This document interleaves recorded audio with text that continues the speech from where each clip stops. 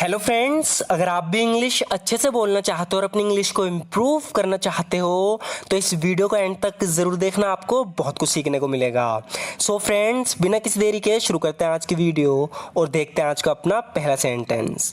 सो friends, यहाँ पर ये बोल रहा है कि मैंने पूरे घर में देख लिया। तो यहाँ पर ये कोई चीज़ ढूंढ रहा है, इससे कह रहा है कि मैंने पूरे घर में देख लिया। इसको इंग्लिश में बोलेंगे I have looked throughout the house. I have looked throughout the house यानी मैंने पूरे घर में देख लिया। I have looked throughout the house. लेकिन तुम्हारी अंगूठी कहीं नहीं मिली। But your ring is nowhere to be found. But your ring is nowhere to be found. लेकिन तुम्हारी अंगूठी कहीं नहीं मिली। But your ring is nowhere to be found. देखते रहो, यहीं कहीं होगी। ये लड़की कह रही है कि कीप लुकिंग यानी कि देखते रहो। Keep looking, it must be here somewhere. वो यहीं कहीं होगी। Keep looking, it must be here somewhere. देखते रहो, यहीं कहीं होगी। Keep looking, it must be here somewhere. आगे बोल रही है कि कल जब मैं सड़क पर चल रही थी, इसे इंग्लिश में बोलेंगे yesterday as I was walking along the road. जब हम सड़क पर चलते हैं मतलब कि हम सड़क के साथ साथ चलते हैं, इसलिए यहाँ पर अलोंग द रोड आएगा। Yesterday as I was walking along the road यानी कल जब मैं सड़क पर चल रही थी। Yesterday as I was walking along the road मेरी मुलाकात एक जवान लड़के से हुई। इसे इंग्लिश में बोलेंगे I came across a young boy. So friends, यहाँ पर हमने एक फ्रेजल वर्ब का यूज़ किया है कम अक्रॉस। जब हम किससे अचानक से किसी से हमारी मुलाकात हो जाती है, अचानक से किसी से मिल जाते हैं, उस सिचुएशन में हम इस फ्रेजल वर्ब का यूज़ करते हैं। सो फ्रेंड्स, यहाँ पर ये बता रहे हैं कि कल जब मैं सड़क पर चल रही थी, I came across a young boy यानी मेरी मुलाकात एक लड़के से हुई। I came across a young boy, वो मेरे पास आया और मुझसे मदद मांगी। तो आगे बता रही है कि he came to me and asked me for help. He came to me and asked me for help यानी वो मेरे पास आया और मुझसे मदद मांगी। He came to me and asked me for help।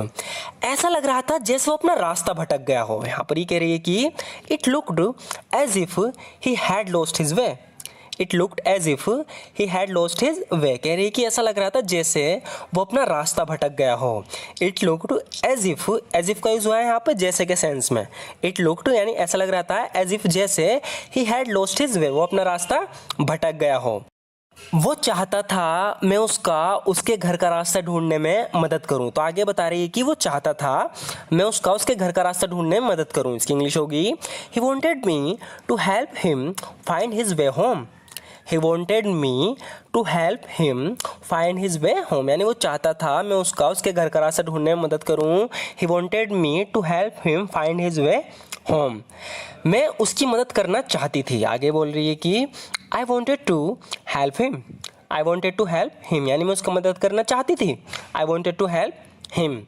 चूँकि मैं काम के लिए पहले ही 2 घंटे लेट थी, तो ये अपने काम पे जा रही थी तो बता रही है कि मैं पहले ही 2 घंटे लेट थी काम के लिए। कह रही है कि since I was already 2 hours late for work. Since I was already 2 hours late for work चूँकि मैं काम के लिए पहले ही 2 घंटे लेट थी। Since I was already 2 hours late for work मैंने उसकी मदद करने से इनकार कर दिया। I refused to help him. I refused to help him यानी मैंने उसकी मदद करने से इनकार कर दिया। I refused to help him, ना चाहते हुए भी मुझे उसे मना करना पड़ा। कह रही है कि I had to refuse him even though I didn't want to. कह रहा है कि हालांकि मैं चाहती नहीं थी लेकिन मुझे उसे मना करना पड़ा। इसे हम इस तरीके से बोल सकते हैं कि ना चाहते हुए मुझे उसे मना करना पड़ा। I had to refuse him even though I didn't want to. I had to refuse him even though I didn't want to, ना चाहते हुए मुझे उसे मना करना पड़ा। मैं ये नहीं कह सकती कि मैंने जो किया वो सही था या गलत। कह रही है कि I can't say what I did was right और wrong. I can't say what I did was right और रॉन्ग यानी मैं ये नहीं कह सकती कि जो मैंने किया वो सही था या गलत। आई can't say what I did was right और रॉन्ग। काश मैं उसकी मदद कर पाती। यहाँ पर कह रही है कि I wish I could have helped him. I wish I could have helped him यानी काश मैं उसकी मदद कर पाती। I wish I could have helped him. मैंने इस बारे में काफ़ी सोचा। तो इसने किसी चीज़ के बारे में इससे कुछ पूछा था तो इसने इस बारे में काफ़ी विचार किया, काफ़ी सोचा। तो यहाँ पर कह रही है कि I have given this a lot of thought. I have given this a lot of thought यानी मैंने इस बारे में काफ़ी सोचा, इस बारे में काफ़ी ख्याल किया। I have given this a lot of thought. मैंने तय कर लिया कि मैं कल उससे मिलने नहीं जाऊंगी। इसे इंग्लिश में बोलेंगे I have decided I want go to meet him tomorrow. I have decided I want go to meet him tomorrow. कह रही कि मैंने तय कर लिया मैं उससे कल मिलने नहीं जाऊंगी। I have decided I want go to meet him tomorrow.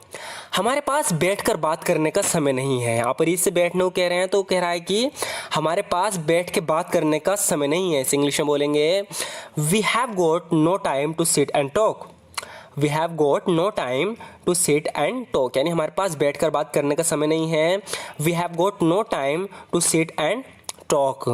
अगर तुम साथ में नहीं आना चाहते तो मत आओ। कह रहे हैं कि if you don't want to come along, if you don't want to come along, यानी अगर तुम साथ में नहीं आना चाहते, if you don't want to come along don't come, तो मत आओ।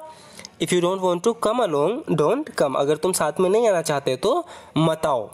भरोसा रखो सब कुछ कंट्रोल में है। यहाँ पर भरोसा रखने का मतलब है, यहाँ पर ये कह रही है कि निश्चित रहो, निश्चित रहो सब कुछ कंट्रोल में है। भरोसा रखो सब कुछ कंट्रोल में है। तो जब भी हम इस तरीके से बोलते हैं निश्चित रहो या भरोसा रखो तो हम कहेंगे rest assured everything is under control. Rest assured everything is under control. भरोसा रखो सब कुछ कंट्रोल में है। तुम्हें अंदाज़ा नहीं मैं तुम्हारे लिए कितनी चिंतित थी। इंग्लिश में बोलेंगे you have no idea how worried I was about you. You have no idea how worried I was about you, यानी तुम्हें अंदाज़ा नहीं मैं तुम्हारे लिए कितनी चिंतित थी। You have no idea how worried I was about you. आगे बोल रहा है कि पैसों को लेकर मेरा उससे झगड़ा हो गया था। इसे इंग्लिश में बोलेंगे I had a coral with him over money. I had a coral with him over money, यानी पैसों को लेकर मेरा उससे झगड़ा हो गया था। I had a coral with him over money. क्या खिलाड़ी खेल के लिए तैयार हैं? सो फ्रेंड्स यहाँ पर कोई गेम है वो शुरू होने वाला है, तो यहाँ पर ये पूछ रहा है कि क्या खिलाड़ी खेल के लिए तैयार हैं। तो यहाँ पर तैयार के लिए हम एक फ्रेजल वर्ब का यूज़ करेंगे गियर अप का। तो इसकी इंग्लिश होगी are the players geared up for the game. Are the players geared up for the game, क्या खिलाड़ी खेल के लिए तैयार हैं। मुझे नहीं पता था कि तुम इतना अच्छा गा सकती हो। तो किसी ने गाना गाया है, इसे बहुत पसंद आया है, वो कह रहा है कि मुझे नहीं पता था तुम इतना अच्छा गा सकती हो। इस इंग्लिश में बोलेंगे I didn't know you could sing so well. I didn't know you could sing so well, मुझे नहीं पता था तुम इतना अच्छा गा सकती हो। I didn't know you could sing so well.